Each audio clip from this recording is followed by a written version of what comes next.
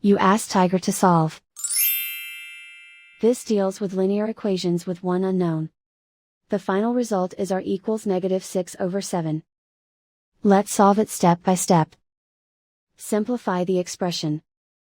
Simplify the arithmetic. Group all constants on the right side of the equation.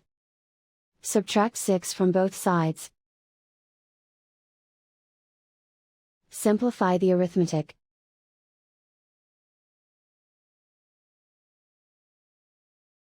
Isolate the r. Divide both sides by 7. Simplify the fraction. And so the final result is r equals -6/7.